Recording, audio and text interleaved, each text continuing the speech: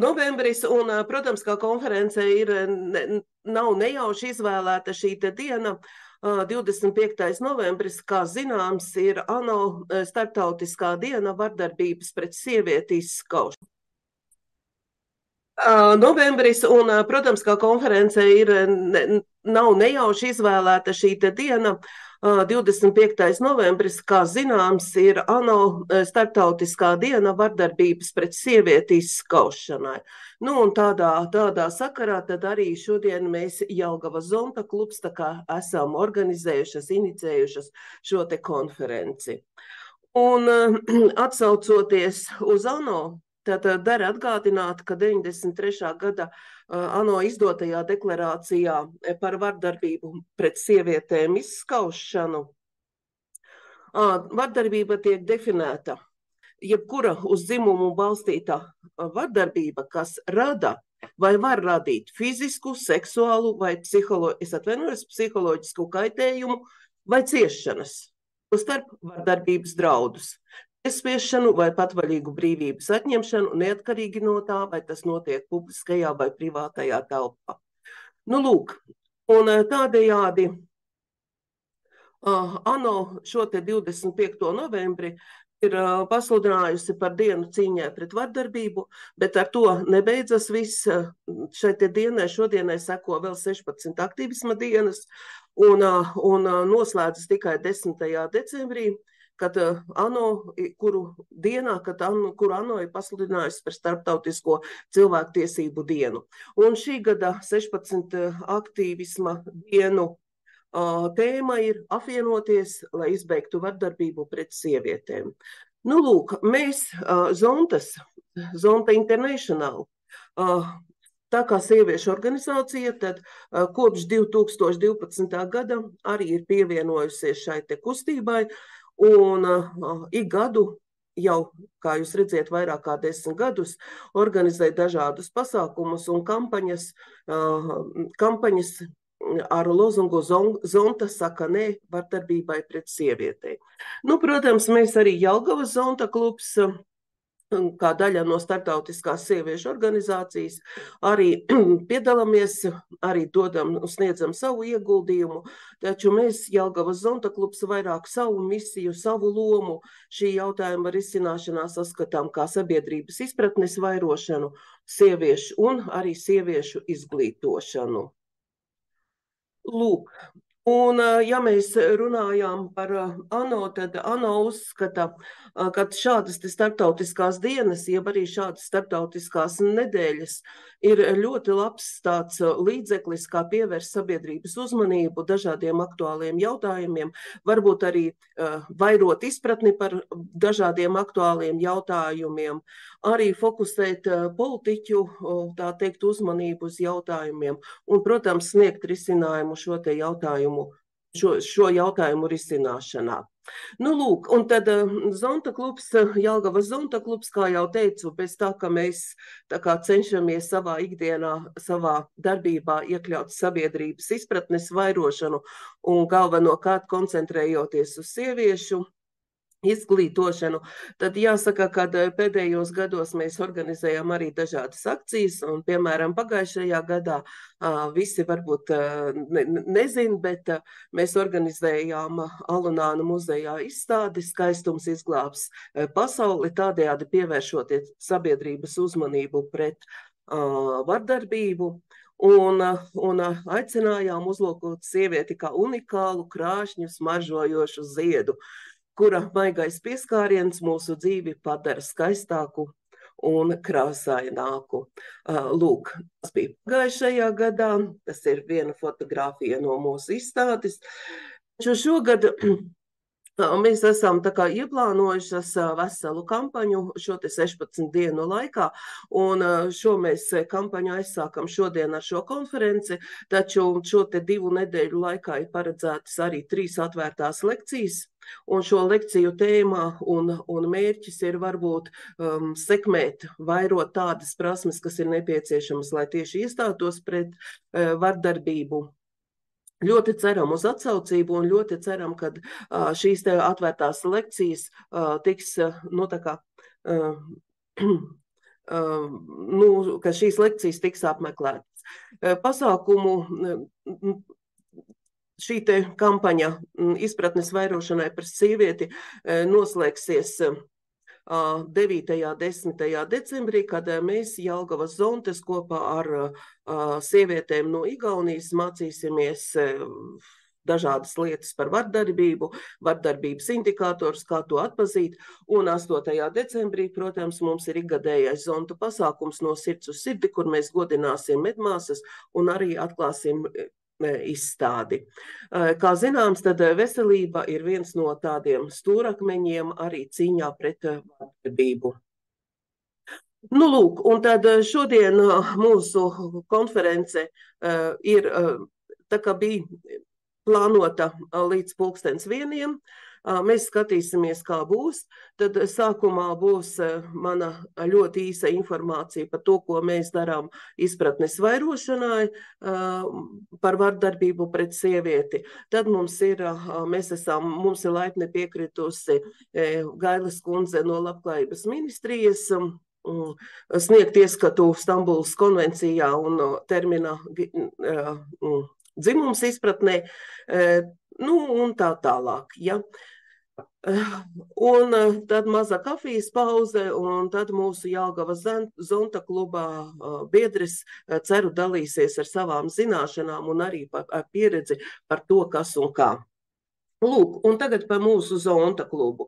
Kā jau teicu, bez tām aktivitātēm, kas bija iepriekš minētas, tad šogad mēs esam uzsākušas arī vairākus projektus, un viens ir tieši saistīts ar vardarbību, sadarbība izpratnes vairošanai par vardarbību pret sievieti. Taču ļoti ar šo tēmu saistīts ir arī otrs projekts, tas ir Nord Plus projekts caur līderību par cieņpilnu attieksmi pret sievietēm daudznacionālā sabiedrībā. Un šobrīd kopā ar zontām no Lietuvas un Igaunijas mēs strādājam pie jauna projekta, kura tēma ir vienlīdzība karjeras iespējās. Lūk. Un šī te pirmā projekta ietvaros sadarbība izpratnes vairošanai par vardarbību pret sievieti. Jūs noteikti jau varbūt bijāt, ja sekojat mums sociālajos tīklos, varbūt jau bijāt pamanījuši aicinājumu piedalīties aptaujā. Un aptaujas mērķis bija noskaidrot sabiedrības attieksmi, viedokli par vardarbību. Un, protams, arī par to, vai piedzīvota par vardarbība un arī kāds ir bijis atbalsts. Nu, un tad ļoti īsi ieskats, kādi tad ir bijuši rezultāti.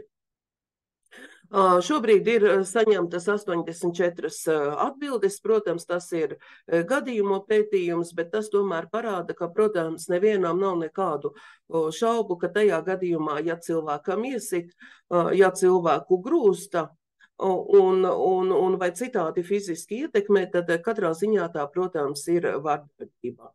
Protams, par vardarbību tiek atzīta tāda situācija, ka cilvēku nevajoši apsaukā, baumo vai izjoko.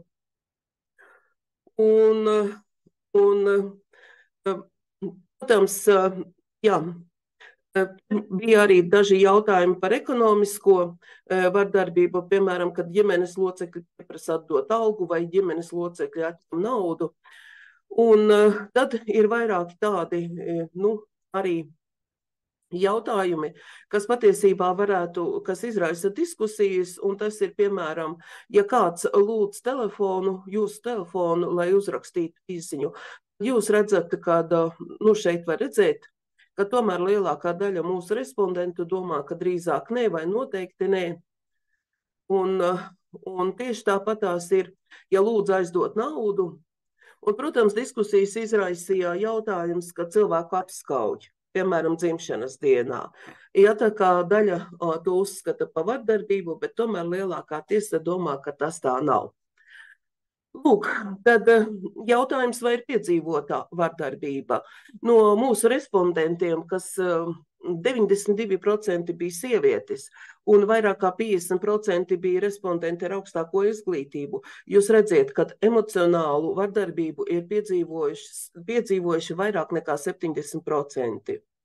Protams, otrajā vietā ir verbālā vardarbība, ko tad varētu arī uzskatīt zināmā mērā par emocionālās vardarbības veidu.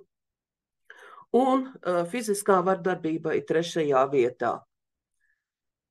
Un kur piedzīvota tā vardarbība?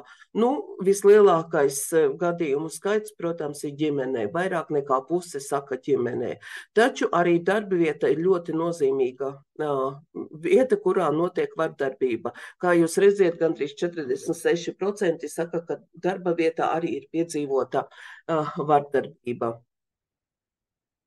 Un kas tad ir izturējies vardarbīgi? Šeit tiek atbildēts citi cilvēki, bet, protams, arī ir otrajā vietā vienlīdz nozīmīgi ģimenes locekļi, partneris vai kolēģi. Bet tas, kas tā kā pārsteidz un par ko jau es arī ziņoju, kad mums bija jūnijā atklātā diskusija, atvērtā diskusija, tad gandrīz ceturtā daļa no visiem respondentiem, kā jūs redziet, apgalvo, ka viņi ir pieredzējuši vardarbību arī no amatpersonām. Ja? Es domāju, ka tā noteikti bijusi verbāla vai emocionālā vardarbība, bet jā, tas ir diezgan pārsteidzoši. Protams, vardarbībai ir sekas. Un tās sekas ir, protams, tiek ietekmēta dzīves kvalitāte. Un šeit ar sarkano un zilo ir atbildes, kas nosaka jā vai noteikti jā. Nu, tā tad liela daļa, 60%, vairāk kā 60%, protams, apgalvo, ka tas ļoti ietekmē dzīves kvalitāti. Un, protams, tas noteikti ietekmē attieksmi pret citiem cilvēkiem un ikdienas turpmāko komunikāciju. Nu, šeit tas procents ir vēl lielāks, ja, kā jūs redziet. Bet, protams, tas ir sekas. Bet kur tad ir tā problēma? Un problēma ir tikai jautāts, protams, par to, vai ir pieejama informācija. Un kā jūs redziet, vai pietiekami daudz šīs informācijas. Un kā jūs redziet, šeit zilo ir tikai ļoti neliela daļa, kas apgalvo, ka jā, ir pietiekami informācijas par vardarbību un cilvēkiem ir iespēja to uzzināt. Un ļoti liela daļa, tātad gandrīz puse, saka, ka droši vien, ka nē. Un droši vien jā, ir 1/3, bet katrā ziņā tā ir kā nepārliecināta atbilde. Nu, un tad jautājums par to, vai mūsu respondenti zina, kur attiecīgajā pilsētā vai novadā atrodas dažādas iestādes vai institūcijas, kas var sniegt palīdzību vardarbībā cietušajiem. Un šeit gan ir diezgan satraucoši tie dati, kad kaut ko zina vai neko nezina, protams, ir ļoti, ļoti liela daļa sabiedrības. Un tikai nepilni 17% labi zina, kur var griezties pēc palīdzības tajā gadījumā, ja ir piedzīvota vardarbība. Un, kā es jums teicu, tad jāņem vērā, ka šie te mūsu respondenti, kas atbildēja uz šiem jautājumiem, bija cilvēki ar augstāko izglītību, puse no tiem bija ar augstāko izglītību, un tātad tie arī bija cilvēki, kas lieto tehnoloģijas un ir arī sociālajos tīklos, un tā kā vajadzētu zināt. Šeit es gribu minēt, piebilst vēl, ka šī aptauja bija sociālajos tīklos, un tā nav informācija par Jelgavas respondentiem. Tātad šeit bija respondenti varēja būt no visas Latvijas, tāpēc šīs te atbildes uz šo jautājumu neraksturo tikai Jelgavu, bet Latviju tā kā kopumā. Jā, un tad vai ir zināmas organizācijas, un vai jūs zināt, kur atrodas tuvākais centrs vardarbības upuriem, satraucoši, bet 3/4 noteikti nezina, kur var vērsties pēc šīs te palīdzības. Nu, kā vienmēr visās aptaujās ir, ko tad vajadzētu darīt, lai mazinātu vardarbību. Nu, un tad tad atbildes bija ļoti daudz. Es šeit esmu izrakstījusi tikai ļoti, ļoti nedaudz. Un tad viena no tām, viens no virzieniem, ko respondenti domā, kas varētu palīdzēt mazināt vardarbību, tas noteikti ir atbilstoša likumdošana, un katrā ziņā tāda šo likumu tāda stingrāka piemērošana. Jo, kā jūs redzat, šeit rakstīts, ka šobrīd likumi ir pārāk bezzobaini. Jā, protams, ka būtu vēlama lielākā atbilstošo dienestu gatavība un vēlēšanās palīdzēt un iesaistīties. Un, protams, te vēl iet runa arī par dažādiem palīdzības dienestiem, anonīmiem tālruņiem. Un tas, kas man tā kā vēl arī ļoti uzkrita, kad jāaizliedz dažādi šausmenes spēles un tā tālāk, kur ir ļoti biedējošs un dažādi slimi skati, no kuriem jaunieši bērni var ietekmēties. Otra daļa to atbilžu, kas bija mūsu anketā, ir vairāk vērsta uz to, kam pievēršās arī, teiksim, mūsu Zonta klubs, ka vairāk sabiedrība jāizglīto. Par to ir daudz skaļi jārunā sabiedriskajos medijos, darbā, izglītības iestādēs. Var sakot, visos līmeņos un visur ir jāinformē sabiedrība. Un, protams, izglītība, jāvēro pašcieņa, arī jāsniedz informācija par aizsargāšanos no vardarbības. Un otra lieta ir arī, ka sabiedrībai kopumā nevajadzētu būt vienaldzīgiem. Ja redz, ka ir vardarbīga situācija, noteikti vajadzētu palīdzēt un iejaukties. Lūk. Un, protams, vēl viena no sadaļām, kad vairākās atbildēs izskanēja, ka Saeimas deputātiem ir jāratificē Stambulas konvencija un tās normas ir jāievieš Latvijā. Lūk, tas būtu īsumā viss par to, ko mēs esam atklājušas, jebkas izriet no mūsu pētījuma rezultātiem. Protams, ka šie pētījuma rezultāti apliecina jau labi zināmo informāciju un arī parāda to, ka jā, ļoti daudz sievietes cieš no vardarbības. Un šeit tie dati ir dažādi. Ja ANO saka, ka viena no 3 ir cietusi, tad Zontu veiktie pētījumi rāda, ka 2 no 3 sievietēm cieš no vardarbības. Un tādā sakarā, tad, protams, arī šīs kampaņas un arī šie te pasākumi visi izglītojošie ar mērķi, protams, ietekmēt, mazināt, vairot izpratni un, protams, izglītot. Lūk, tas īsumā viss no manas puses. Un tagad mēs pāriesim, ja jūs redzat uz ekrāna dienas kārtību, tad mēs pāriesim pie otrā dienas kārtības jautājuma, nedaudz par Stambulas konvenciju un terminu gender. Un mums ir laipni piekritusi Agnese Gaile, Labklājības ministrijas, sociālās politikas, plānošanas un attīstības departamenta vecākā eksperte dzimumu līdztiesības jautājumos šodien piedalīties mūsu konferencē un varbūt sniegt ieskatu un nelielu skaidrojumu par šiem te šobrīd sabiedrībā tik ļoti aktuālajiem un diskutablajiem jautājumiem. Jā, labdien! Labdien, cienījamās dāmas, konferences dalībnieces. Jā, arī kungi kāds, man liekas, es redzēju kādu kungu, arī bija klāt, tad ļoti patīkami arī sveikt kungus, jo arī runājot par vardarbību pret sievietēm, mums ir jārunā arī par vīriešu iesaisti un vīriešu lomu un lai viņi būtu arī, kā teikt, arī vīriešiem ir jābūt kā sadarbības partneriem šajā te jautājumā cīņā pret vardarbību, pret sievietēm un vardarbību ģimenē, jo tad, teiksim, tas tāds sadarbības jautājums un arī par to, kā vīriešiem uzrunāt citus vīriešus, kuri ir vardarbīgi. Kā teikt, tas varētu būt vēl daudz palīdzīgāk un iedarbīgāk. Ja par Stambulas konvenciju, jā, šonedēļ un pagājušu nedēļu tas ir šķiet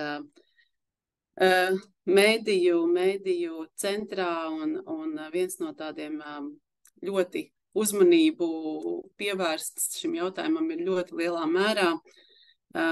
Diskusijas dažādas, joprojām mēs mēģinam skaidrot un šos te maldīgu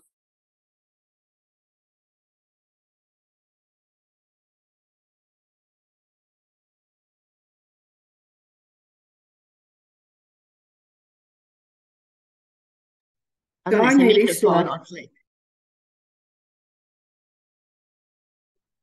Atvainojos, kaut ko tas aizķērās, piedošana, jā.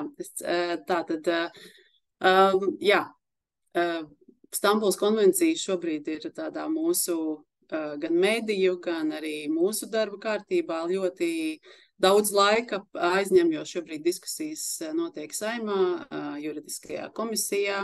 Nākamnedēļ ir plānots arī balsojums plenārsēdē, deputātiem būs jābalso uz pirmo lasījumu un arī uz otro lasījumu, jo šādi starptautiski dokumenti tiek apstiprināti un pieņemti 2 lasījumos.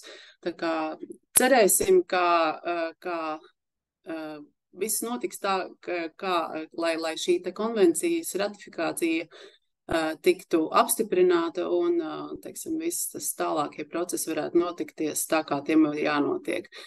Par terminu gender, kas ir, pa kuru tiek lausts daudz šķēpu, daudz dažādu izpratņu, pārpratumu un arī pārprastu izpratņu un mītu, ko tad šis termins nozīmē. Gender, protams, tas ir angļu valodā, kas apzīmē vārdu dzimte vai sociālais dzimums. Latviski mēs šo konvencijā šis termins ir skaidrots un tulkots kā sociālais dzimums, mēģinot ietērpt vai mēģinot ielikt šajā termiņā šo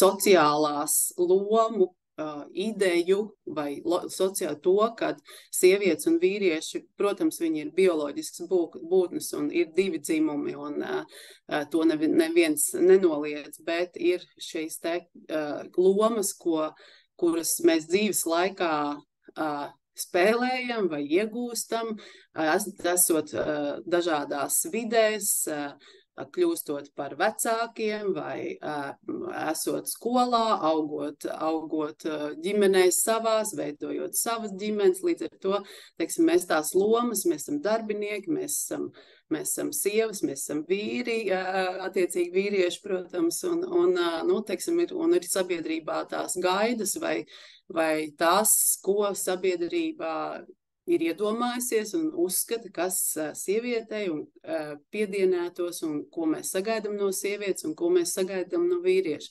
Un tas, principā, arī ir šis galvenā tā ideja šim te, kā tas būtu jāsaprot, bet mazliet detālāk un solīt pa solim. Tātad atgādināšu tikai un vēlreiz uzsvēršu to, ko tad šī konvencija paredz. Tātad tie ir ļoti skaidri un es domāju visiem saprotami mērķi un kurus nevar apstrīdēt. Tātad tas ir aizsargāt sievietes no jebkādas vardarbības ģimenē un aizsargāt sodīt par to un izskaust vardarbību, sekmēt jebkādas vardarbības pret izskaušanu un nodrošināt, tātad iet un veicināt dzimumu līdztiesību, jo, teiksim, ja mēs nevaram runāt par līdztiesībā balstītām attiecībām un cieņpilnām attiecībām, ja vīriešu un sieviešu starpā ir vardarbība, tad mēs nevaram runāt par līdztiesību. Tā nav līdztiesība, jo viens cilvēks izmanto savu varu vai kaut kādu pārākumu, spēku pret otru, ja, kas nav pieņemami. Konvencija paredz arī to, un tie mērķi ir izstrādāt visaptverošu sistēmu, politiku un pasākums, lai novērstu vardarbību ģimenē un pret sievietēm. Arī starptautiskā sadarbība ir ļoti nozīmīga, jo tikai tā mēs jau nedzīvojam izolētā sabiedrībā un izolētā pasaulē. Latvija ir Eiropas valsts, Latvija ir starptautiskajā sabiedrībā un mēs gribam būt pasaules valsts, ne tikai dzīvot šauri savā, kā teikt, valstī un neskatīties, kas notiek ārpusē. Līdz ar to šeit ir ļoti svarīgi šī sadarbības aspekts. Un, protams, arī, lai mums būtu iespēja nodrošināt atbalstu un palīdzību, un kā jau arī mēs dzirdējām, ko Vinters kundze iepriekš minēja šos te rezultātus no jūsu veiktās aptaujas, tad joprojām daudzi nezin, kur vērsties un kur ir tādas organizācijas, kas strādā ar atbalstu, kas sniedz atbalstu un var palīdzēt cietušiem un arī vardarbību veikušajiem cilvēkiem, kas veic vardarbību. Tātad tas arī konvencija to paredz, ka ir iestrādāt šādas te normas. Tātad vēlreiz par šo te lietojumu termina. Tātad šajā konvencijā ar terminu dzimums tiek saprasts dzimuma lomas, uzvedība, nodarbošanās, īpašības un ko konkrētā sabiedrība uzskata par neatbilstošām sievietēm un vīriešiem. Un tas ir jāsaprot tikai tādā veidā, un konvencija šo ļoti skaidro, gan paskaidrojošajā ziņojumā, kas ir konvencijas tāds papildus skaidrojumi, kur var atrast visiem pantiem un visām normām, kas ir iekļautas. Tur arī skaidri arī 43. punkts, ka šajā skaidrojošajā ziņojumā ir pateikts, ko nozīmē, kā ir jāsaprot šis termins šajā konvencijā.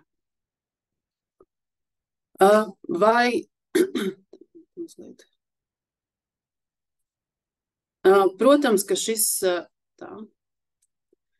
šis termins neievieš nekādu jaunu izpratni. Mēs nerunājam par kam kaut kas šodien notiek, atvainojos. Neievieš jaunu izpratni par sievieti un vīrieti, tas neaizstāja izmantot tos terminus sievieti un vīrietis. Runa ir tikai un vienīgi par pastāvošiem stereotipiem par sievietēm un vīriešiem, nevis individuālu dzimumu identitāti vai personas seksualitāti. Un, protams, ka konvencija nav rakstīta vai veidota tikai vienai valstī, tā ir Eiropas valstīm, un arī konvencija ir kļuvusi par tādu arī plaši izmantotu standartu vai ietvaru, uz ko savās politikās ievēro arī ne tikai Eiropas valsts, arī daudz plašāk šis te konvencijas pielietojums ir jau plašāks. Un tas ir tāds savā ziņā, ko sauc par zelta standartu, ja tā var teikt. Un tātad šī te konvencija norāda to, ka dažādās valstīs un reģionos pastāv dažādas izpratnes par sieviešu un vīriešu lomām sabiedrībā. Un šeit gan uzreiz man prātā nāk, ko es varētu piemēru minēt, kas ir absolūti, lai kliedētu absolūti šādas te maldīgus priekšstats. Arī šo trešdienu tātad bija šī te juridiskā komisija, kur skatīja konvenciju, un viens no tādiem pārprastajiem viedokļiem, kas tika pausts, ka konvencija ir izstrādāta Turcijā, tāpēc to sauc par Stambulas konvenciju. Ja? Un, protams, jūs paši saprotat, kā tas tika pasniegts, tāpēc šī konvencija ir rakstīta patriarchālām sabiedrībām, un mums Latvijā ir matriarchāts, un šādā veidā, teiksim, tika mēģināts argumentēt, kāpēc šī konvencija nav vajadzīga Latvijai. Ja, šeit jāpaskaidro nedaudz, ka Stambulas konvencija ir Eiropas padoms, kas ir reģionālā organizācija, kurā ir apvienojušās 46, ir iestājušās, ir darbojas 46 dalību valsts, tā skaitā Latvija. Un šī te konvencija tika parakstīta Turcijā, Stambulā. Tāpēc arī šis te nosaukums viņai ir, teiksim, tas neformālais vai tāds saīsinājumā, tāpēc viņi tiek saukt par Stambulas konvenciju. Un tam absolūti nav nekādas sakarības ar Turciju, ar Turcijas vai tradīcijām vai vēl kaut ko tam līdzīgi. Tā kā tas tādai papildus skaidrībai. Un, teiksim, tāda atziņa, ko mēs varētu tā no šī visa kopsavēlkot teikt, kad vardarbība pret sievietēm un vardarbība ģimenē nenotiek tāpēc, ka tas ir dabiski, vai tāpēc, ka vīrieši ir stiprāki, bet gan tāpēc, ka konkrētajā sabiedrībā tātad šī vardarbība tiek pieļauta, tiek akceptēta un ir pat vēlama. Līdz ar to attiecīgi tas nekādā veidā nav iedzimts un priekš noteikts jau mums piedzimstot, bet mēs šo vardarbību iemācamies. Un, ja viņa tiek akceptēta sabiedrībā, tad viņa arī tiek ļauta notikt. Kas ir ar dzimumu saistīti stereotipi? Tātad stereotipi ir vispārināti, vienkāršoti un neelastīgi pieņēmumi par individu vai grupu. Un visbiežāk tie tiek saistīti ar vecumu, dzimumu, rasi, etnisko piedarību, tie, teiksim, tādi tradicionāli vai biežāk sastopamie. Un ar stereotipizāciju, ko mēs nodaram vai ko mēs varam kādā veidā ietekmēt vai nodarīt, ir ierobežot kaut kādas mūsu iespējas, jo tāpēc, ka mums šķiet, ka meitenēm, sievietēm vai puišiem un vīriešiem kaut kas nevajag darīt, jo tāpēc, ka mums šķiet, ka tas nav pareizi. Bet kāpēc tas mums tā šķiet? Droši vien, ka nevienmēr ir tā vienkārši izskaidrojams, vai tur ir tāds, tas ir pietiekami, tie argumenti ir noteikti nevienmēr iztur kritiku, ja tā var teikt. Jo mēs šie stereotipi nereti var ierobežot, un to mēs arī redzam. Noteikti, ja šeit dalībnieču vidū ir arī izglītības jomā darbojošies cilvēki, līdz ar to mēs arī zinām, kā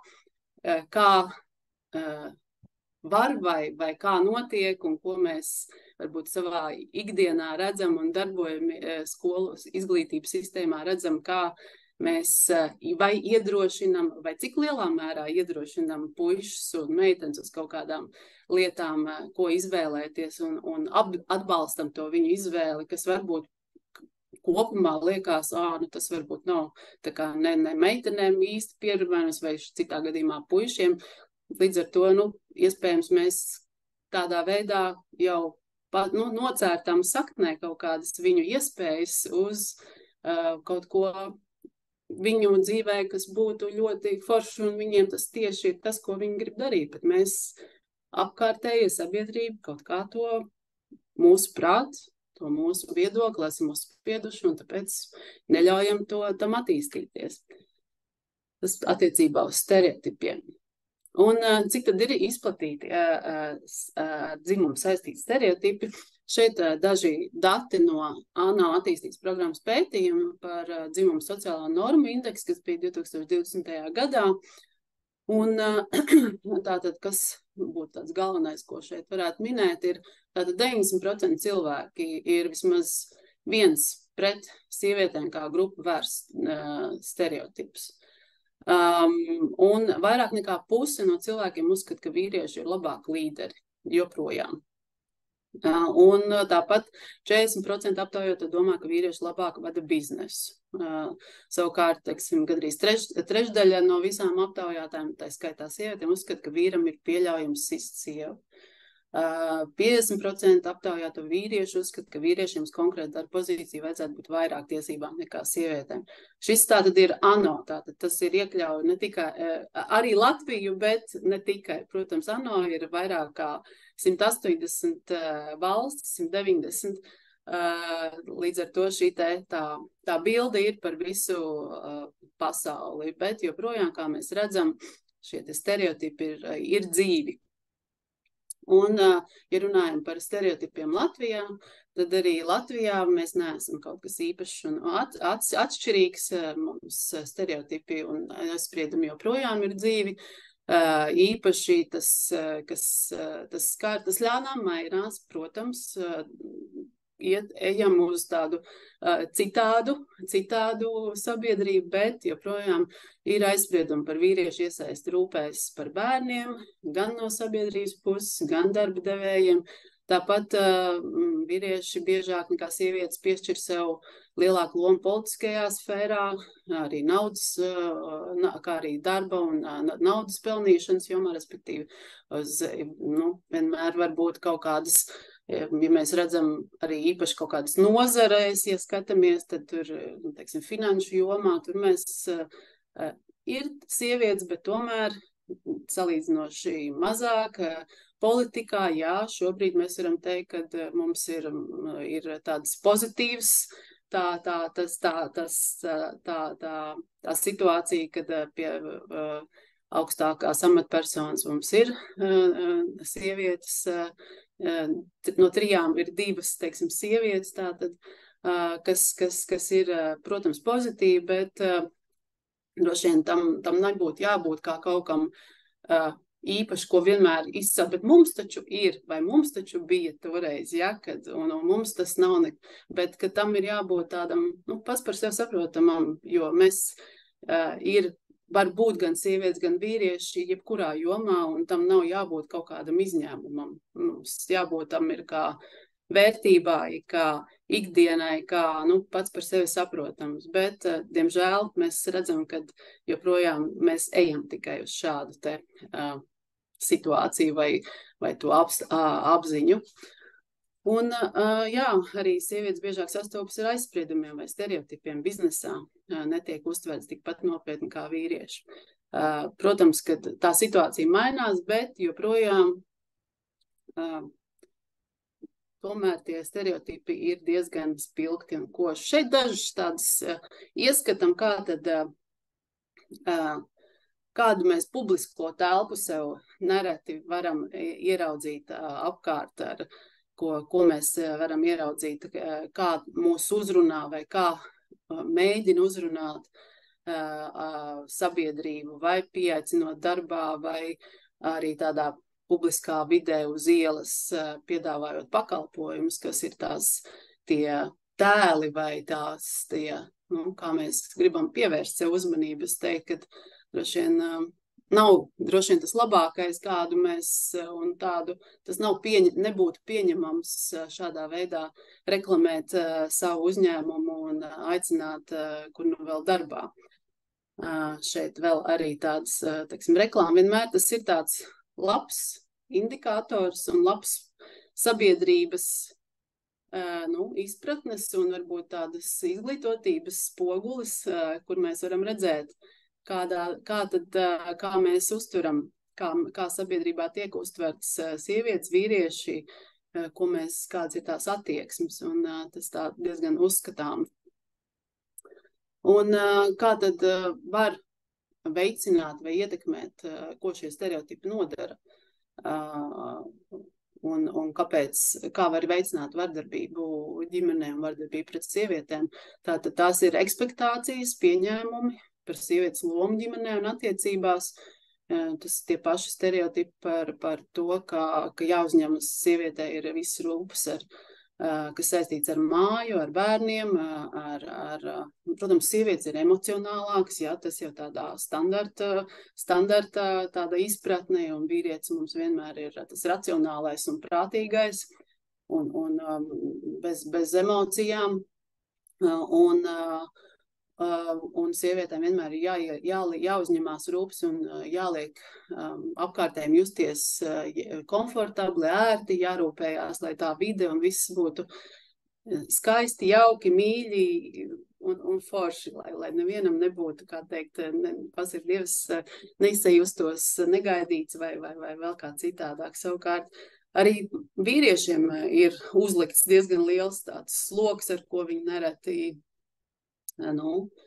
netiek galā, un tad kā Raiņa priedes lūst, ja, jo emocijas viņiem nav ļauts izpaust, tad viņi tās emocijas remdē vai no ar alkoholu, vai ar riskantu un pārgalvīgu rīcību, vai agresiju, un to mēs arī šis mēnesis novembris ir arī vīriešu veselības mēnesis, un droši vien arī, ja sociālos tīklos vai sekojat līdzi, vai arī gan jau arī mēdījos bija vairāk raksti un uzmanība bija pievērsta tieši vīriešu situācijai, vīriešu veselībai, jo mēs redzam gan, kad šie te pāragri zaudētie dzīves gadi vīriešiem joprojām ir ļoti lielā pārsvarā nekā šie tie zaudētie gadi ir sievietēm.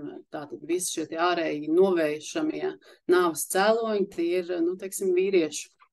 Vīrieši tur ir visvairāk, tas skaits ir lielākais. Un arī, protams, mēs to redzam, cik mums ir dzīvildzi, kāda ir atšķirības starp sievietēm un vīriešiem joprojām, un tas nemainās.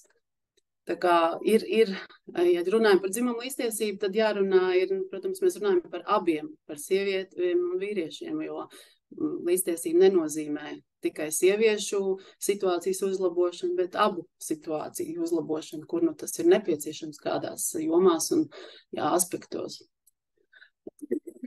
Un šeit tāds mazliet tāda atkāpe vai izdzīves, ja kā teikt, daži citāti no kāds dažus gadus atpakaļ politiķu teiktā, šie no Saeimas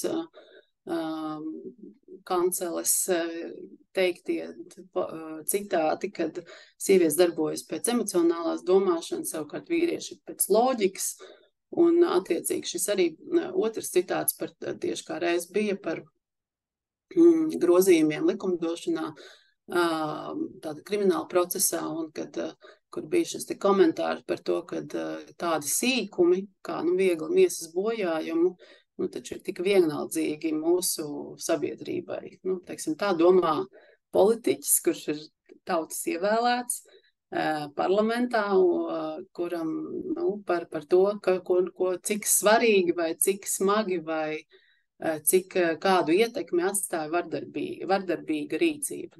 Tātad, ja mēs tāda atziņa vai tāds secinājums, ko mēs varētu šeit teikt, tad toleranta attieksme pret vardarbību un cietušā vainošanu jau veicina nesodāmības sajūtu un arī veido vardarbībai labvēlīgu klimatu, jo ja mēs tādos pietiekam augstā līmenī to neatzīstam un pasakām, ka tā ir tikai sīkumi un tās ir kaut kādas emocionālais, kaut kādi tikai sieviešu emocionālā domāšana vai kādi vājuma brīži, un uzskatām, ka tas ir tikai tāds izdomāts kaut kas, un tas ir sīkums, tad, protams, ka arī tā sabiedrības attieksme ir pietiekši neveidojās pret vardarbību, vardarbība tiek tolerēta, respektīvi tiek vardarbīga attieksme ir ok sabiedrībā, kas, protams, tā nevajadzētu būt. Un šeit daži dati arī cipari ir uzreiz iedod arī tādu skaidrību un arī tādu to mazo bildi Latvijas, kāda tad mēs izskatāmies, kāda ir situācija Latvijā kopumā ar vardarbību ģimenēm, vardarbību pret sievietēm. Centrālā statistikas pārvalde 21. gadā sāka veikt un pagājušā gadā rudenī nāca klajā ar rezultātiem par apsekojumu visaptverošu visu Latvijas. Un tātad tie rezultāti ir šādi. Katra trešā sieviete Latvijā ir cietusi no vardarbības, kurā visbiežāk izpaužas no esošā vai bijušā partnera.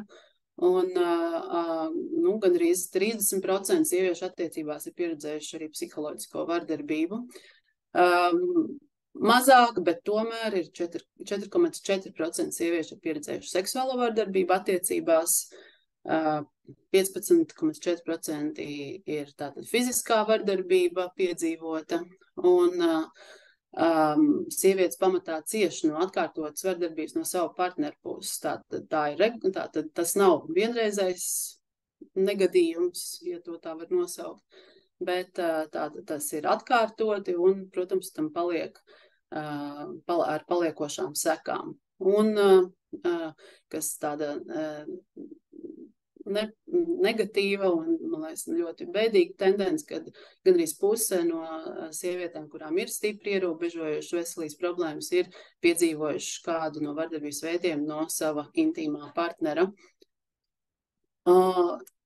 Tad, runājot par sabiedrības attieksmi un iecietību vai toleranci pret vardarbību, tad šeit ir dati no 2018. gada aptaujas, ko veica pēc Labklājības ministrijas pasūtījums SKDS datu pētniecības organizācija. Un tātad Latvijā ir salīdzinoši augsta tolerance ar tendenci nedaudz mazināties.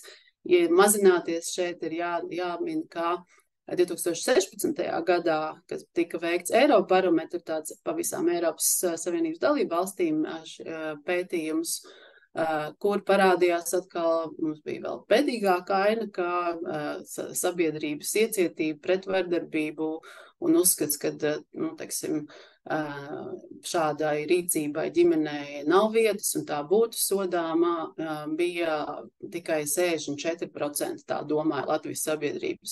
18. gadā šī situācija bija mazliet uzlabojusies, tā domā jau 75, kas, teiksim, mēs lēnām, bet, tomēr, manuprāt, arī 75% ir gaužām zems un, tam būtu jāmainās uz vēl lielāku, teiksim, mums ir jākļūst vēl neiecietīgākiem pret vardarbību ģimenē, ja salīdzinām, piemēram, ar Eiropas Savienības tādu kopējo vidējo, kur tā vidējais rādītājs bija 84%, tā kā mums vēl ir uz ko tiekties.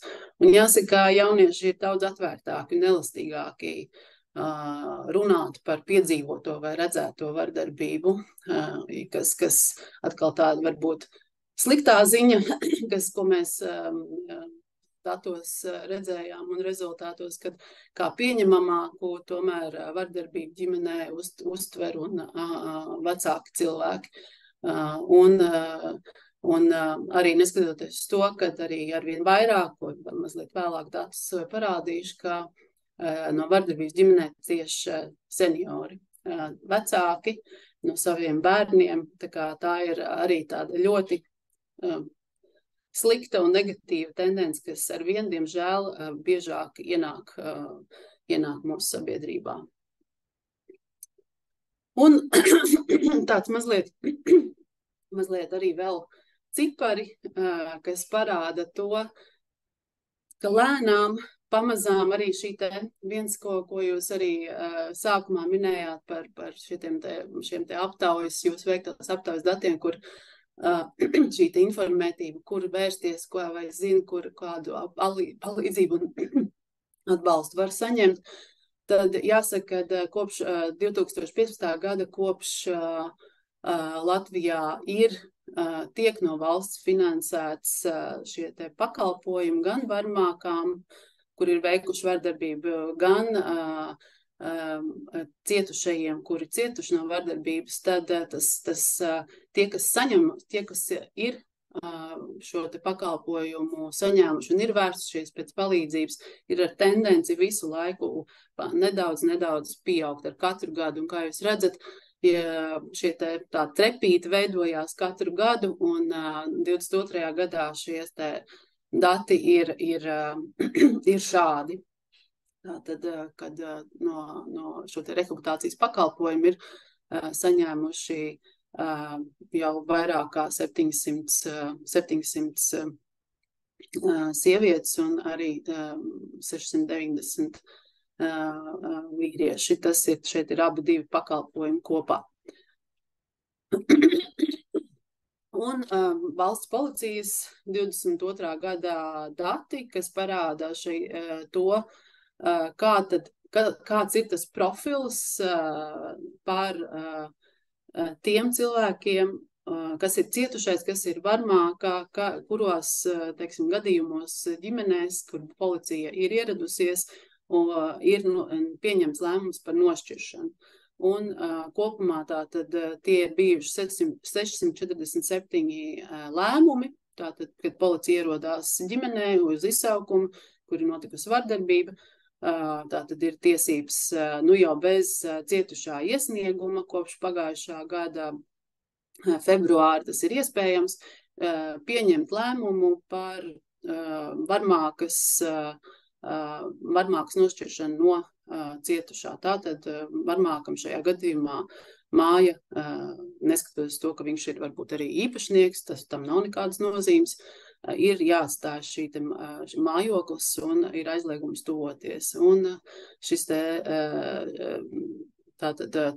tā bilde, kāda tad izskatās, kas ir cietušais un kas ir varmāka, kā jūs redzat, sievietes ir pārsvarā cietušās mātes, kas ir cietušas no saviem dēliem. Tas ir vispār ļoti tāda, bažīga, kas dara bažīgas un kas raisa šo te uztraukumu par to, ka tātad attiecībā pret senioriem, pret vecākiem vardarbība pieauga ar katru gadu, šie cipari paliek lielāki.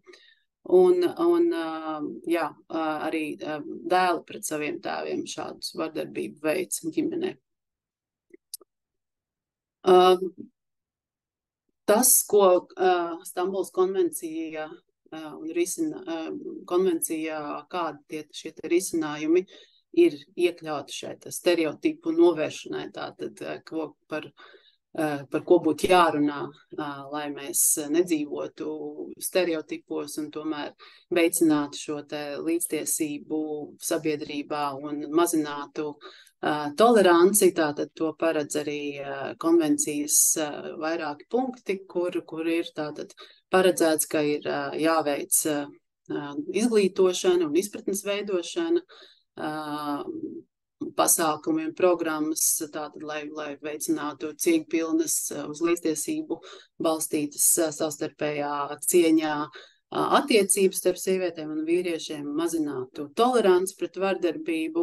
Tāpat ir noteikts, kā ir jāveic arī pasākumi dažādos izglītības līmeņos, iekļaujot tēmas par tādiem jautājumiem arī kā līdztiesība, par stereotipu mazināšanu, par savstarpējo cieņu, nevardarbīgu konfliktu risināšanu un tam līdzīgi par tiesībām uz personas integritāti, par to ir jārunā, un, protams, par to jārunā atbilstoši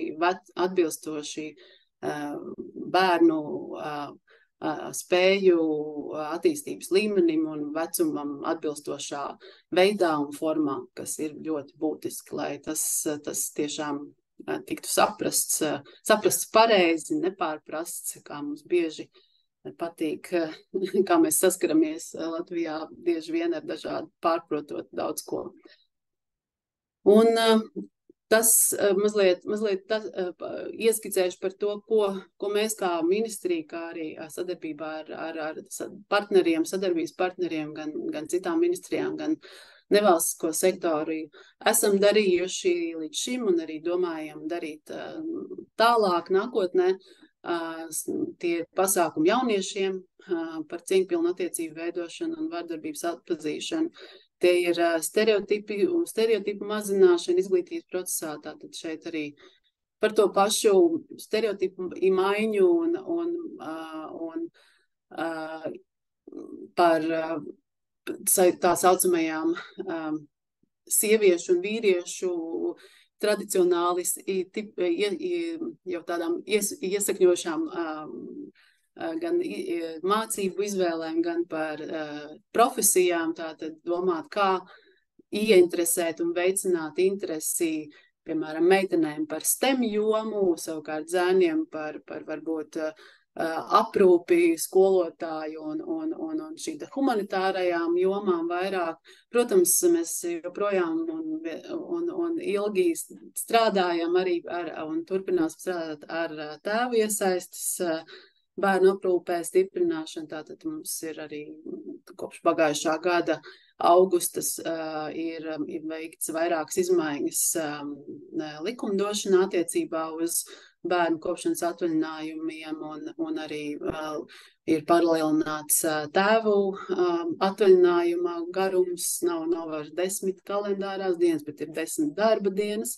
Un šis ir pagarināts šis ilgāks izmantošanas laiks, šī atvaļinājuma, dažādas informatīvās kampaņas, labie piemēri, kas vienmēr, lai arī šķiet, ka, ko es tur klausu, visiem citam ir kaut kas, katrs mēs esam individuāls un katrs mēs darām pēc, kā mums patīk, bet tomēr ir forši redzēt,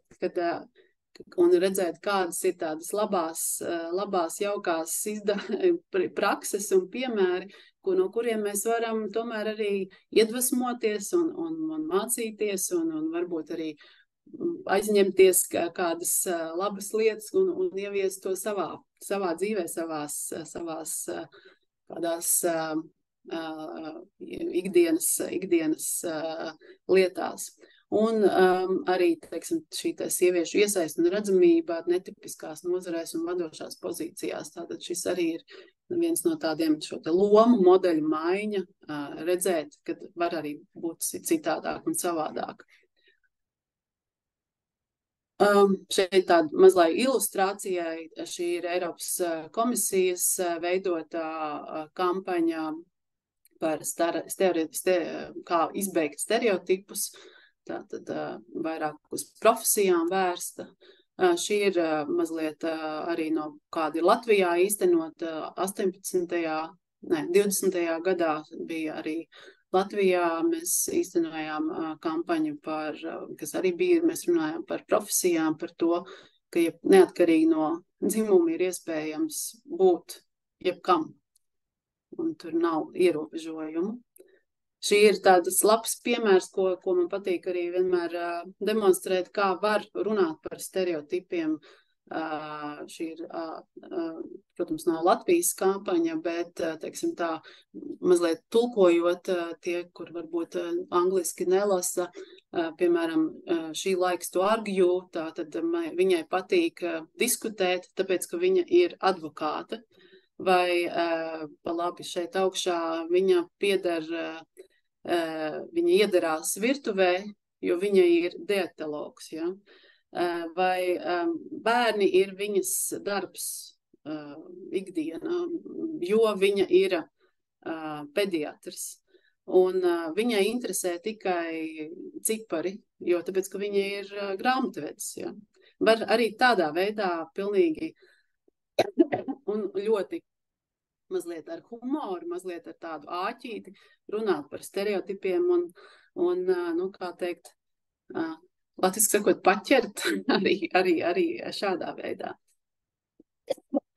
Un šeit dažas arī tādas pozitīvās prakses. Šie foto gan nav no Latvijas bērnu dārzas, tie ir Dānija un Norvēģija, kur šāda prakse ar vīriešu iesaisti un vīriešiem kā pirmskolas pedagogiem ir pilnīgi pašsaprotama un normāla ikdiena. Jā, paldies. Es laikam esmu pat veiksmīgi iekļausies 40 minūtēs sev atvēlētajā laikā.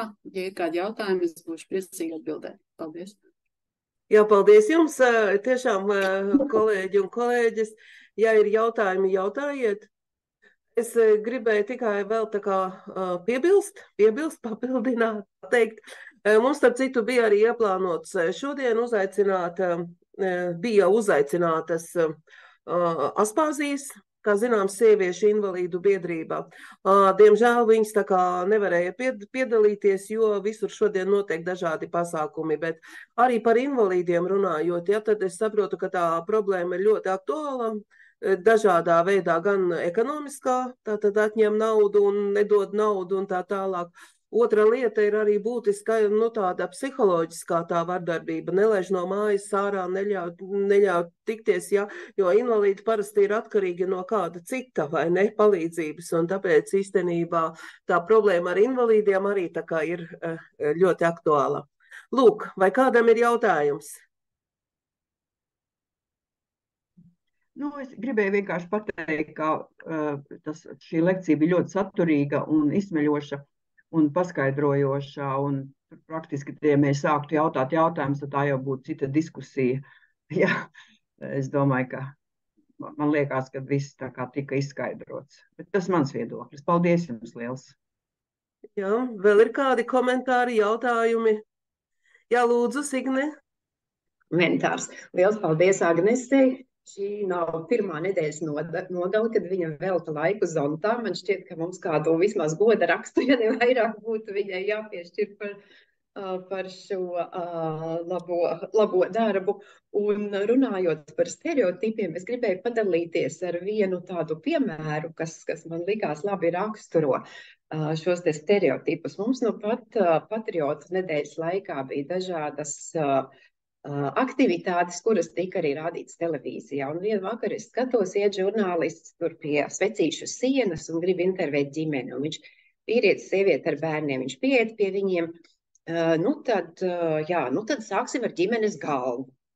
Tagad viņš tur runā, un tāpēc tam tie visi pārējie pakārtoti. Viņš iet pie nākošiem, kā pirmais jautājums ģimenes galvam.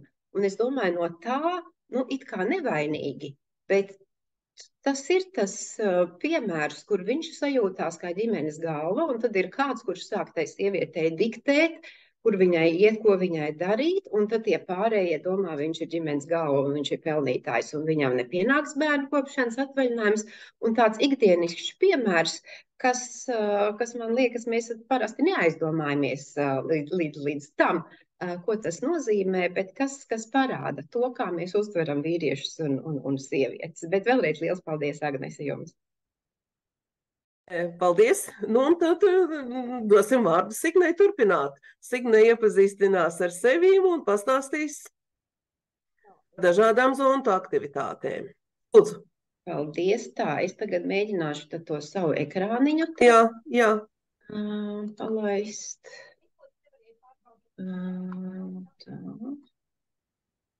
Tā, ir tagad mana prezentācija redzama? Jā, ir, tikai pilnu vajadzētu. Jā.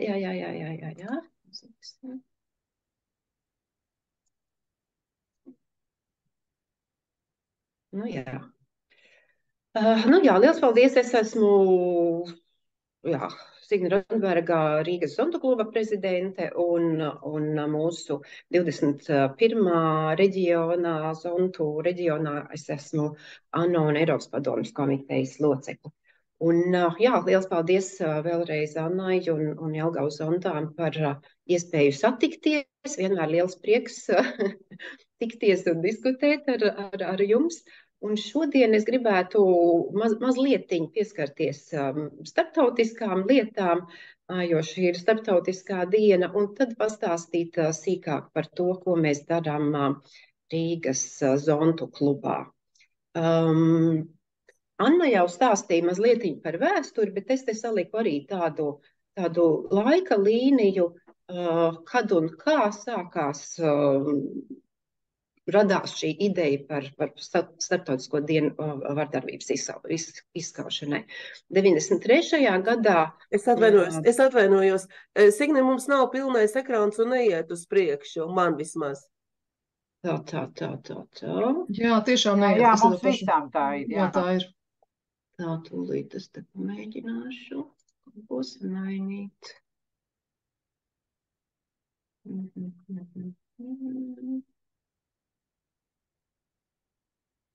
Tas kompjuters kādreiz pats izdomā kaut ko viņš grib darīt ar savām.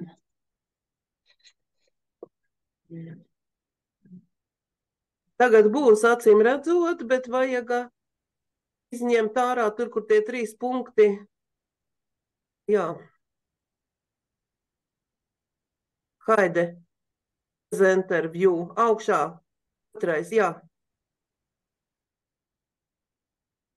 Man tagad pilnīgi viss pazuda. Kas notiek ar jums? Mums arī pazuda. Jā, tas tā nebija. Jā, melns ekrāns šobrīd ir. Jā, ar to haidu. Jā, tad šovu.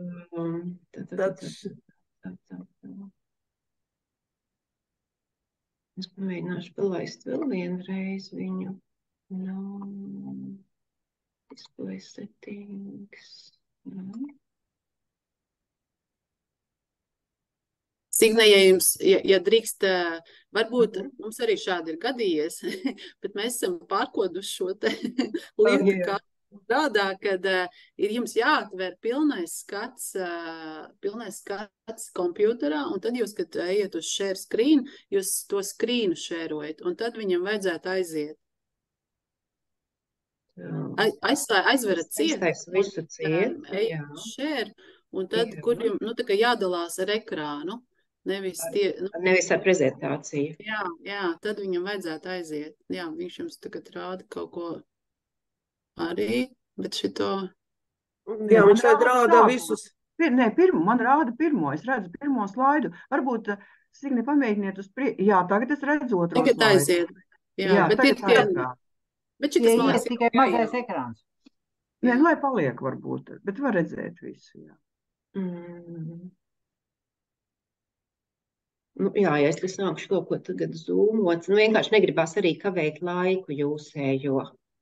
Jā, mēs tā kā saprotam un redzam, jā. Jā, kaut ko redzat, kaut ko saprotam. Bet vai jums, Signe, ir 2 ekrāni vai tikai viens? Jo man štāds radās, jo man ir 2 ekrāni. Es parasti, ja es nošēroju to ekrānu, kurā rādās prezentācija, tad attiecīgi tad rādās uz pilnu ekrānu. Bet ja es nošēroju tur, kur jūs, teiksim, abi varianti, tad attiecīgi to redz arī klausītāji. Varbūt, ka tas jāpārskata. Nepareizais ekrāns nošērots. Jā, atvienojās no tā otra pareizi. Tā, tagad super. Ir labāk. Tagad ir ideāli, super. Ideāli, mēs tagad tā kā redzam. Paldies. Komandā ir spēks. jā, es neattapos, ka man tas lielais ekrāns pievienots. Šitien te tādā laika līnija jau Anna pieminēja 93. gadā deklarāciju par vardarbības pret sievietēm izskaušanu. Tad 2000. gadā ir ANO ģenerālās asamblejas rezolūcijas, kas nozīmē tieši 25. novembri par šo te dienu. Un tad vēl tāds interesants moments, ko pie mums bieži nepiemin, kopš 2008. gada ir ANO ģenerāla sekretāra iniciēta kampaņa Unite līdz 2030. gadam, kas ir tas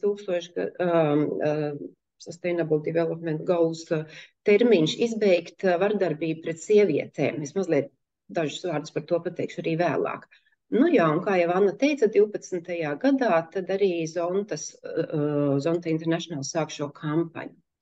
Un šī ģenerāla sekretāra Unite kampaņa, tai katru gadu ir viena noteikta tēma, jo tā kā mobilizē no vienas puses sabiedrību ap šo konkrēto tematu, un no otras puses aicina arī valdības dalīties ar pieredzi, ko viņas dara šajā te jautājumā.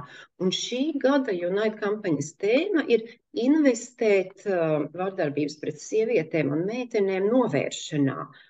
Un es šo uzliku tāpēc, ka jau Agnes pieminētajā juridiskās komisijas sēdē atsevišķi politiķi mēģināja teikt, ka ratificējot konvenciju, tās būs papildus izmaksas, un mēs to nevaram atļauties, un mums to nevajag.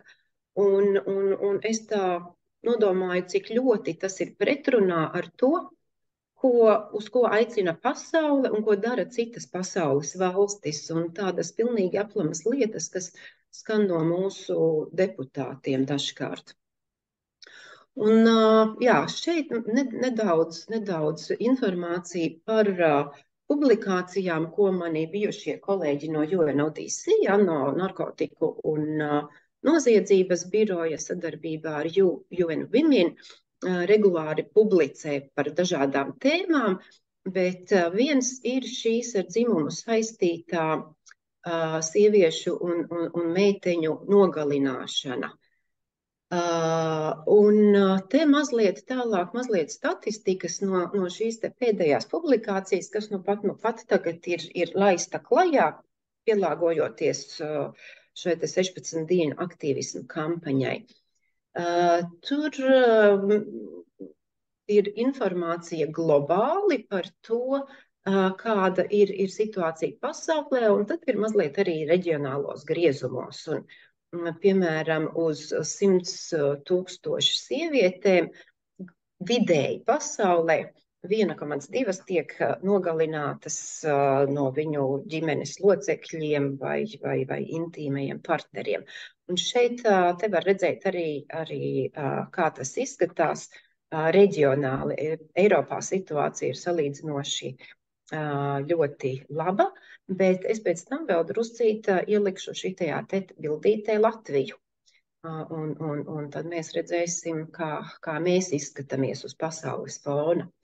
Bet vēl viena interesanta statistika šajā te ziņojumā bija par to, kā vardarbība ģimenē ietekmē un konkrēti slepkavības no ģimenes locekļu puses, kā tas ietekmē vīriešus un sievietes. Un arī Latvijā bieži vien izskan šis te jautājums, kāpēc mēs tikai par sievietēm runājam, arī vīrieši cieši. Un šis, man liekas, ir tāds ļoti uzskatāms labs piemērs. Ja mēs paskatāmies to pirmo ar 81%, tas ir kopējais slepkavību skaits. Vispār slepkavības, kas noslapkavoti vīrieši un sievietes, un mēs redzam, ka upuri 81% ir vīrieši un stipri mazāk ir sievietes. Ja mēs skatāmies tālāk to vidējo, tie ir ģimenes locekļi vai intīmie partneri ir bijuši slepkavas. Un tad tie upuri mēs redzam uzreiz tā proporcija ļoti samainās. Ir 60% ir sievietes un 36% ir vīrieši, kurus ir noslapkojuši ģimenes locekļi. Un ja mēs ejam tālāk un paskatāmies intīmo partneru veiktās slepkavības, tad tā proporcija ir vēl trakāka, 82% no cietušajiem ir sievietes, un tas ir tas lielais pārsvars. Protams, slepkavība ir ekstrēms gadījums, bet arī cita veida vardarbība nesamērīgi lielā mērā skan sievietes. Un šis ir tāds, ko es domāju, varbūt arī jums var noderēt runājot par šiem te jautājumiem un argumentējot, kāpēc tieši par sievietēm ir runa. Un te daži tādi dati, ja jūs atceraties, es parādīju to 0,6 ciparu, kas ir vidējais Eiropā, un te var redzēt dažas valstis, piemēram, Vācija, Spānija, apvienotā karaliste, tur ap 0,6 un zem 0,6 grozās tas cipars, kas ir sievietes uz 100 000, kurus ir nogalinājuši intīmie partneri vai ģimenes locekļi. Šeit zemāk ir viens cits grafiks, kurā parādās Krievija stipri augstāk virs citiem, kuriem tas skaitlis ir no 1,7 grozās. Un tad kreisā pusītē mums ir Latvija. Rekordisti mēs esam. Mums ir trakāk nekā Krievijā, 1,8, 2,1 tas skaitlis. Un tas ir tas, par ko mēs arī savā kampaņā runājam, ka mēs gadu no gada, un tad tie nav atsevišķi cipari, mēs gadu no gada esam vissliktākajā situācijā Eiropā, skatoties uz šīm te ģimenes locekļu nogalinātajām sievietēm. Un ja mēs tos Latvijas cipariņus tagad ieliekam tajā pasaules grafikā, tad kauns un izmisums vēl lielāks. Mēs esam netālu no Āfrikas, kur ir mums stereotipi par Āfriku, bet objektīva situācija tur ir briesmīga. Un ja man stāsta kādi politiķi, ka mēs paši ar visu tiksim garām un mums nekādus starptautiskos ekspertus nevajag, tad te ir pamats drusku aizdomāties. Šeit ir atšifrēti tie skaitļi, ko es teicu. Es runāju par sieviešu skaitu uz 100 000. Sievietēm šeit ir absolūtos skaitļos tās sievietes, kuras ir mirušas vardarbības dēļ. Un šis ir tas cipars, ko mēs izmantojām saskaitot visu kopā savā vakardienas kampaņā. Mēs paņēmām 2016. gadu kā atskaites punktu. Tas ir tas, kad pirmo reizi politiķi noraidīja Stambulas konvencijas ratifikāciju, un saliekot kopā šīs katru gadu nogalinātās sievietes, mēs tiekam pie cipara 133, kas bija tas, ko mēs akcentējām vakardien savā oranžo kurpju kampaņā. Un tas mūsu mērķis bija pie šiem sausajiem cipariem pielikt klāt, parādīt, ka aiz katra no tiem stāv kāda sieviete, kāda zaudēta dzīvība un tuvinieki, kuriem paliek trauma uz mūžu. Un bija interesanti, mēs aicinājām šajā kampaņā arī citus nākt un pielikt klāt savas kurpītes. Un tad bija tādi daži interesanti momenti. Agnese runāja par vīriešiem. Mēs tur stāvam pulciņā un taisam savu grupas bildi un iet garām viens vīrietis un rāda, cik tas ir forši viņš tāds runā ar stipru krievisku akcentu, bet viņam tāda šallīte ar Latvijas ornamentiem ap kaklu, un viņš prasa nofotografēties ar mums kopā. Tāds pilnīgi nejauši garām gājējs, bet tāda ļoti, ļoti pozitīva sajūta par to. Un tā viena cita ainiņa no vakardienas. Mēs stāvam tajā alejā, ja jūs stādaties priekšā alejā un pāri ielai pretī ir ministru kabinets. Bet piekdienās sēdes nenotiek, tur tā salīdzinoši klusi. Un pēkšņi piestājās pie tās ieejas milzīgs melns Mercedes. Meitenes iespringst, varbūt nāk kāds ministrs ārā aprunāties. Izlēc ārā jauna sieviete, noģērbusies visa zīmolu drēbēs, pārskrien pāri ielai, noliek kurpītes. Pilnīgi jauns. Iesēžās mašīnā, aizbrauc. Un tad tu sāc domāt par to, kādi ir tie cilvēki, kurus skar šīs te situācija. Un kaut kā mēs esam atvēruši vaļā to drosmi varbūt sākt runāt par to. Bet visaizkustinošākais moments bija, jūs redzat labajā pusē to kurpju pārīti, un grūti runāt, es emocionāli viegli sāk raudāt. Un to atnes viena jauna sieviete, kuras mamma ir nogalināta. Un uz kurpītēm viņas mammas iniciāļi un gads, kurā viņa ir aizgājusi bojā. Un tad es domāju, kā var cilvēki kaut ko tur murmulēt par dženderiem un vēl sazina ko, un neredzēt tos cilvēkus, kurus skar šī vardarbība.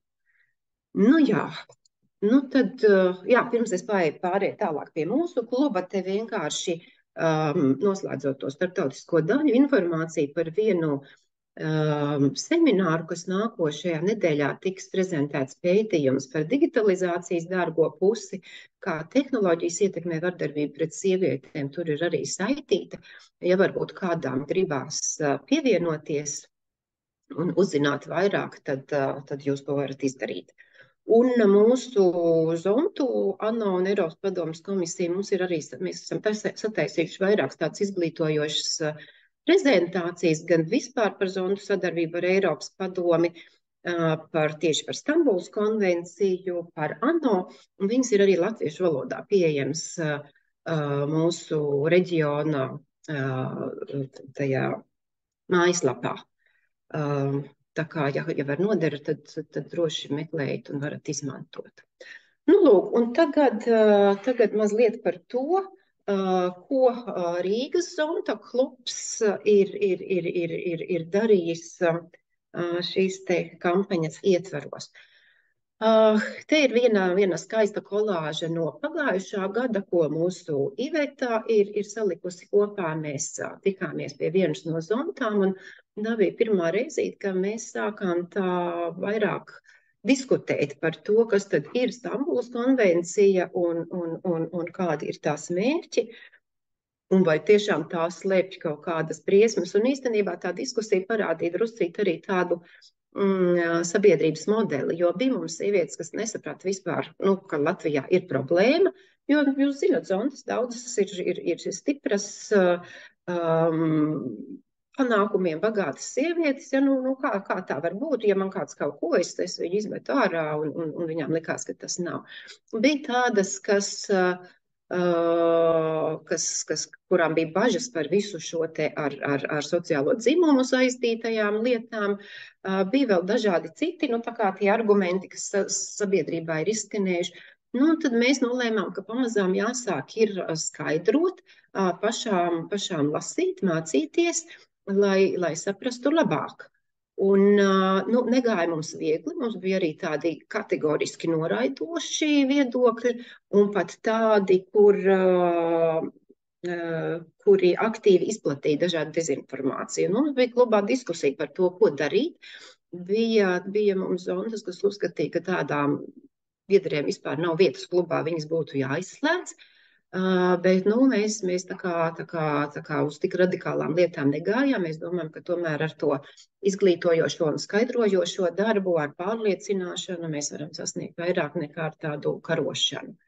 Nu jā, un tad virkne dažādu pasākumu. Te vēlreiz paldies Agnesei.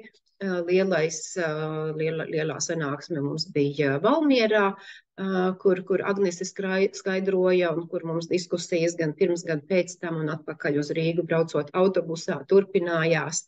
Tad mūsu klubs iesaistījās nesenajā parakstu vākšanā konvencijas atbalstam. Bija divas tādas tūres. Viens bija vispārējais tāds atbalsts konvencijai, kas tika iesniegts juridiskajai komisijai, un otrs bija adresēts tiem koalīcijas deputātiem, kuru balsīm ir atkarīgs labvēlīgs iznākums. Tad, nu, teiksim, pateicība viņiem par viņu nostāju un aicinājums turpināt un atbalstīt. Nu, tad, izveidojot šo te sadarbību ar citām organizācijām, mēs arī piedalījāmies juridiskās komisijas sēdēs, kas ievilkās uz divām sēdēm, divām daļām, jo to jautājumu bija daudz. Un, nu, tas bija kaut kas arī tāds acu atvērējs, un kas parādīja arī tādā ļoti koncentrētā veidā, nu, to, kas mums notiek sabiedrībā. Nu, sēž tie opozīcijas politiķi, kuri skaidrs, viņus nav iespējams pārliecināt. Un tad tur, teiksim, Grevcova un Krištopāns ar kaut kādu demagoģiju, kas ir pilnīgi nesaistīta ar konvenciju. Tur kaut ko, tur Krištopāns, piemēram, pasaka, kur mums Latvijā problēma? Mums gejs ir prezidents, cik mums sievietes ir bijušas premjeras prezidents, par ko mēs runājam. Un viņš samaina kopā šo te dzimumu līdztiesības lietu ar varmācību. Un pat, ja mēs skatītos tālāk dzimumu līdztiesībā, tad tur jau arī Agnese varētu izskaidrot, ja, ka viena lieta ir, teiksim, sievietes vadošās pozīcijās, bet ja mēs paskatāmies, piemēram, mazatalgotajos darbos, tur uzkopšana vai kaut kādas aprūpes lietas, tur mums atkal ir neproporcionāli daudz sieviešu un daudz vairāk nekā citās Eiropas valstīs. Bet šitādi te visu laiku tiek iemesti kaut kādi tādi paziņojumi, kas cenšas novirzīt no tās diskusijas un aizvirzīt kaut kādā mežā. Bet, jā, tur būtu daudz ko stāstīt par to mēs kādreiz pie kafijas vai vīna glāzes izrunāsim pašas. Nu, lūk, un tas viss kaut kā pamazām noveda līdz tai idejai, ka mums vajag skaļāk runāt kā zontām par vardarbību un paust savu atbalstu. Nu, un tad, lūk, šī vakardienas akcija kopā ar biedrību sievietē paveicās ar oranžajām kurpēm, kuras jau stāstīju, kas simbolizē nogalinātās sievietes un aicinājumu politiķiem pārtraukt to rindu, lai mums nebūtu jāliek klāt katru gadu atkal jauni kurpju pāri. Man šķiet, ka mums labi izdevās, bija liela publicitāte gan televīzijā, radio un sociālajos mēdījos, un gribētos cerēt, ka kāds tiešām varbūt aizdomāsies pirms nākamā balsojuma. Cik man te ir tagad laiciņš palicis? 5 minūtītes, ja? Jūs droši variet. Signēs kundze droši var runāt, ja? Jā. Nē, es te vēl burtiski pāris minūtes, es pamēģināšu palaist. Es nezinu, vai viņš man te izdosies un darbosies. Tagad pāris video fragmentiņus.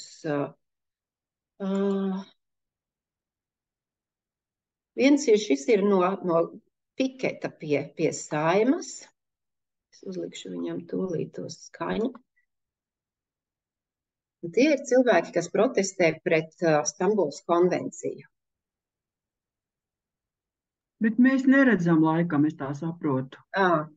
Nu, labi, tad Tur ir jānospiež, man liekas, kaut kur ir grib tos video, tur kaut kur vēl kaut kas jānospiež, kad jā, šēro. tad es nemocīšu jūs ar šito tēsiešu, tad atpakaļ, lai nekavētu vairāk to laiku. Mēs redzam to slaidu, kur rakstīts deputāts Grevcovas organizēts pikets. Mēs to slaidu pašlaik redzam. Jā. Bet es tad, to video nelaidīšu. To video tā, ka beidz šito šārēt un tad dalās ar to video. Tā var arī darīties. Otrādi. Jā. Bet nu nekas tur nav tas vienkārši. Tas, ko es gribēju parādīt, ir, ka tie cilvēki tik šausmīgi agresīvi, viņi kliedz, viņi kaujās.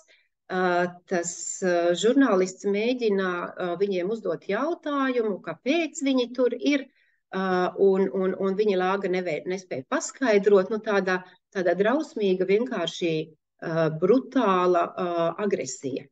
Un tā es tagad tūlīt mēģināšu aiziet atpakaļ uz savu to prezentāciju. Un skatoties uz to visu, liekas, jūs varat pēc tam, es aizsūtīšu tās saitītes, jūs varat pašas ieiet un apskatīties, jo tas ir diezgan šokējoši redzot to uzvedību. Turpat sieviete metās ar dūrēm virsū citiem un sit un ņemās, un viens tur kliedz nāvi visiem tiem, kas atbalstīs Saeimas konvenciju. Ārprātā vardarbīgi cilvēki protestē pret konvenciju vardarbības izskaušanai. Tas liekas kaut kāds tāds pilnīgs absurds. Un vēl viens video, ko es gribēju parādīt, bet es tad arī viņu te nerādīšu tagad.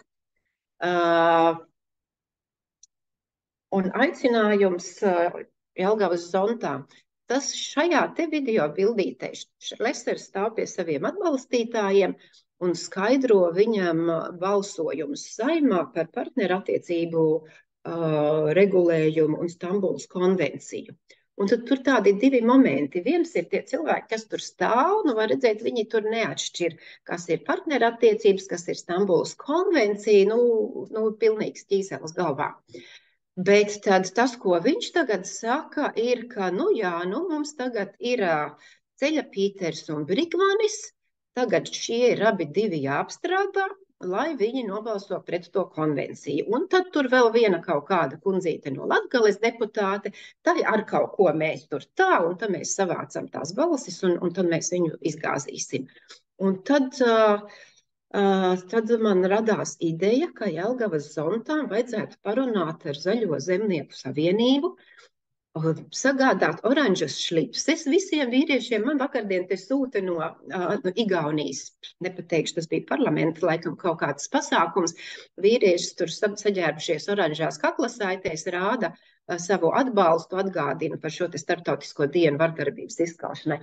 Es iedomājos, ka, teiksim, partijai vajadzētu no tādas pozīcijas, kad atkaujās no Lesera uzbrukumiem, pāriet tādā skaistā pretuzbrukumā, saģērbties skaistās oranžos kreklos vai kaklasaitēs, ierasties uz balsojumu un pateikt, nē, mēs aizsargāsim savas sievietes un mēs balsosim par. Nu, tāda man radās ideja, gatavojot šo te prezentāciju. Nu, labi, tas arī bija viss. Nu, galvenais aicinājums, es domāju, mums visām un arī mūsu sabiedrībai šajās te diskusijās par vardarbību un galvenais ap konvenciju neaizmirst, ka mēs runājam par konkrētiem cilvēkiem, kurus ir skārusi vardarbība, kurus ir zaudējuši dzīvību, un, protams, tie tuvinieki un ģimenes, kuri arī ar to ir spiesti dzīvot visu atlikušo mūžu. Jā, tas viss, paldies, un paldies Jelgavas zontām, arī tām, kuras atbalstīja gan ar vārdiem, gan klātienē mūsu vakardienas akciju, un paldies par iespēju tikties ar jums tik daudzas reizes par šo svarīgo jautājumu.